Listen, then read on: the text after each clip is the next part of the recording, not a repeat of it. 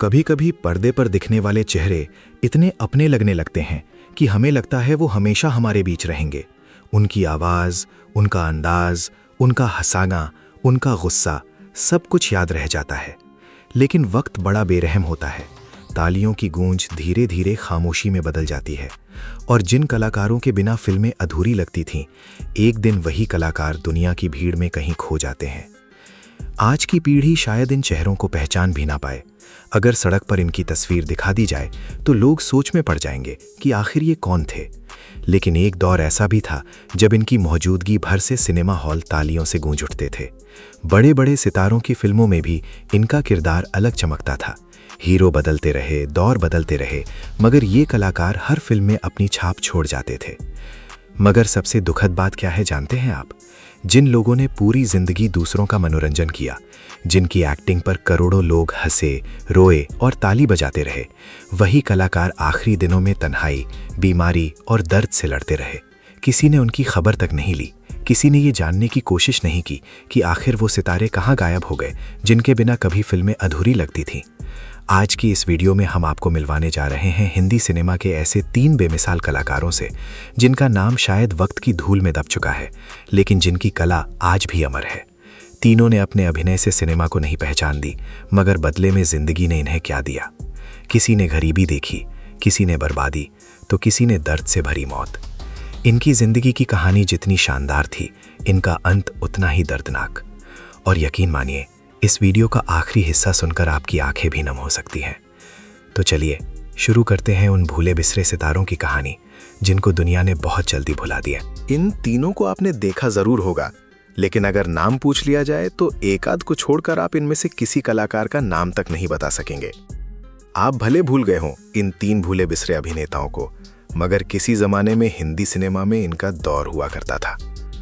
एक से बढ़कर कलाकार, क्या खूब मनोरंजन किया लोगों का। मगर दर्शक तो इनको ऐसे भूले कि पर्दे से गायब होते ही इनके बारे में पता तक नहीं किया कि इनका आखिर हुआ क्या, ये जिंदा भी बचे या नहीं, अगर नहीं तो इनका अंत कैसा हुआ। क्या आपको जानकारी है इन 3 महान कलाकारों के अंत की? अगर नहीं तो वीडियो देख लीजिए। ऐसी जानकारियां इंटरनेट पर बड़ी मुश्किल से मिला करती हैं। चलिए वीडियो शुरू करते हैं।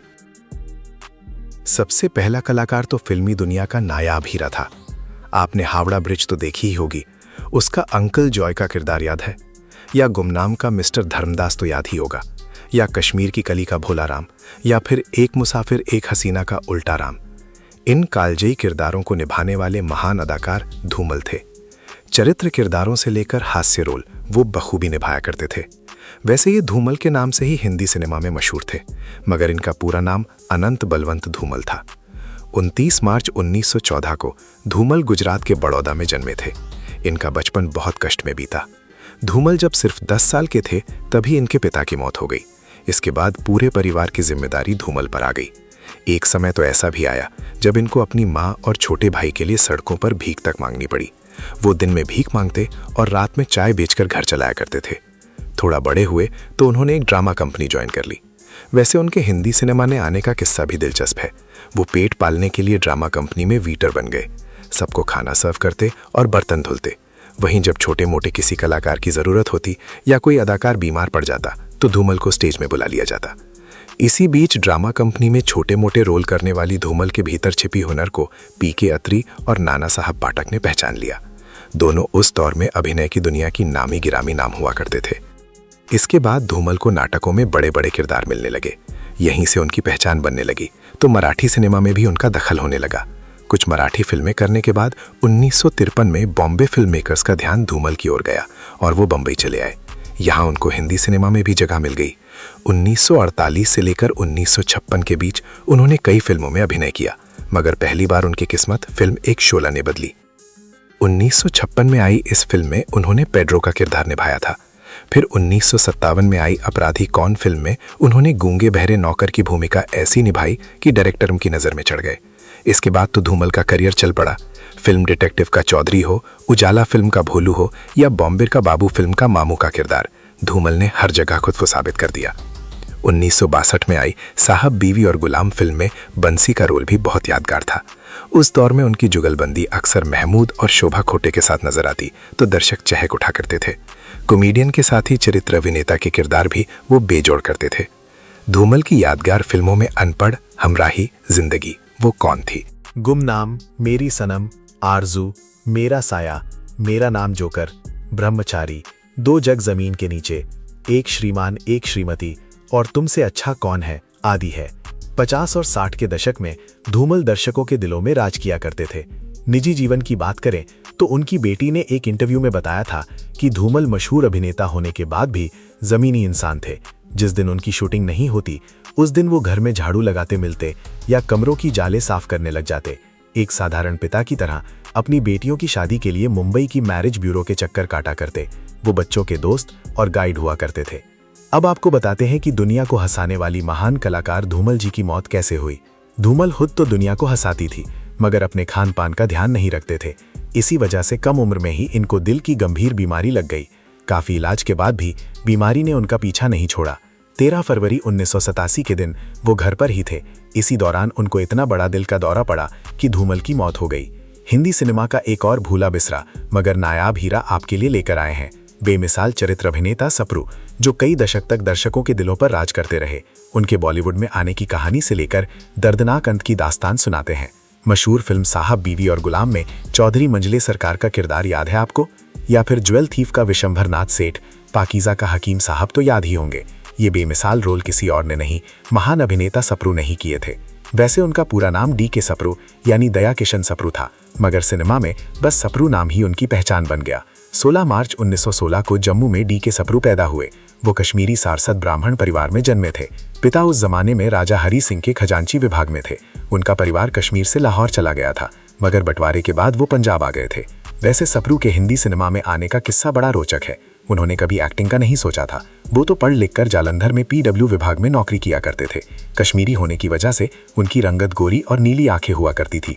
उनके कुछ पंजाबी दोस्त थे, वो उनसे अक्सर कहा करते कि इतने खूबसूरत हो, यहाँ क्या कर रहे हो, फिल्मों में जाओ, हीरो बनो। सप्रू को भी लगा कि एक बार किस्मत आजमा ही ली जाए।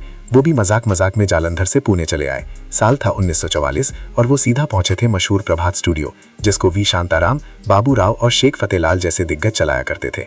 वी शांताराम की नज़र जैसे ही सप्रू पर पड़ी, उनकी नीली आंखें, खूबसूरत चेहरा देखते ही शांताराम ने फौरन अपने पास बुलाया और पूछने लगे, तुम कहाँ से आए हो? तुम तो यूरोपियन हीरो लगते हो, आओ मेरे पास बैठो, मुझे तुमसे बात करनी है। वी शांताराम सप्रू से इतने प्रभावित हुए कि वहीं पर उनको अपनी फिल्म राम शास्त्री का रोल दे दिया। कंपनी की ओर से उनको हर महीने 3000 रुपए वेतन भी तय कर दिया। उस जमाने में सप्रू पहले अभिनेता थे जिनको इतना ज्यादा वेतन ऑफर हुआ। फिल्म आई और सप्रू ने उसमें पेशवा का रोल निभाया। फिल्म भी हिट हो गई और उनका करियर चल पड़ा। उस समय 4 लोग एक रूम में रहा करते थे, देवानंद, गुरुदत्त, रहमान और सप्रू। मगर सप्रू की किस्मत ऐसी चमकी कि उनके ऊपर फिल्मों की बरसात होने लगी। रोमियो जूलियट, झांसी की रानी, काला पानी, हम हिंदुस्तानी, साहब बीवी और गुलाम, मुझे जीने दो, नया दौर, प्रेम पुजारी, ज्वेल थीफ, क्रोधी, कुदरत, धर्मवीर, ड्रीम गर्ल, जंजीर और पाकीज़ा जैसी फिल्मों के जरिए वो मशहूर हो गए। एक वक्त तो ऐसा भी आया जब डायरेक्टर फिल्म की कहानी ऐसे लिखवाते कि सप्रू के लिए रोल जरूर हो। खासकर फिल्म फिजज का रोल तो जैसे उनके लिए ही बना था। वहीं जमींदार और पुलिस कमिश्नर के किरदार भी उनको खूब मिला करते थे। फिल्मों से पैसा कमाकर उन्होंने अपने कजिन और अभिनेता जीवन की कोठी के बगल में ही बंगला खरीदा था। बांद्रा में मौजूद इस बंगले का नाम दया भवन रखा गया। निजी जिंदगी की बात करें तो उनकी खूबसूरती पर एक मराठी अभिनेत्री फिदा हो गई थीं। उनका नाम हेमवती था। दोनों के बीच प्यार हुआ तो 1948 में सप्रू और हेमवती की शादी हो गई। दोनों के 3 बच्चे हुए जिन्होंने बड़ा नाम कमाया। बड़ी बेटी रीमा मशहूर स्क्रिप्ट राइटर बनी।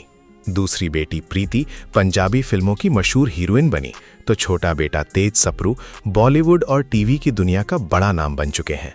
दोस्तों, इतने महान अभिनेता का अंत बहुत दर्दनाक हुआ। सब कुछ अच्छा चल रहा था। अचानक सप्रू के दोस्तों ने इनको प्रोडक्शन में उतरने की सलाह दी। उन्होंने दोस्तों की सलाह मानकर जीवन की सबसे बड़ी गलती कर दी।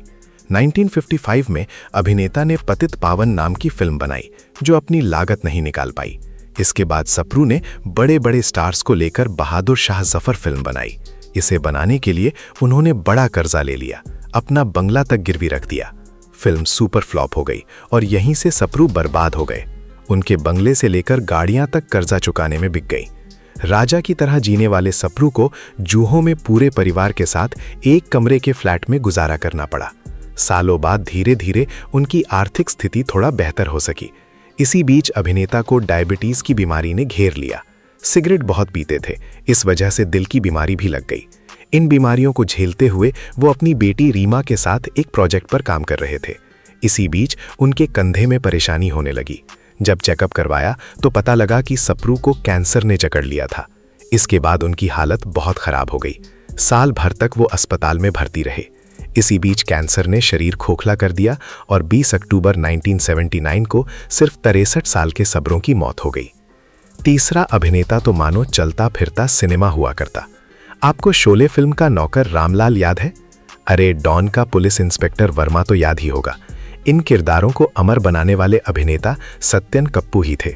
सत्यन कप्पू के बारे में दो बातें गलत बताई जाती हैं, एक तो उनका जन्म स्थान और दूसरा उनका नाम। अभिनेता का जन्म स्थान पानीपत बताया जाता है, जबकि वो बंबई में 6 फरवरी 1931 को पैदा हुए थे।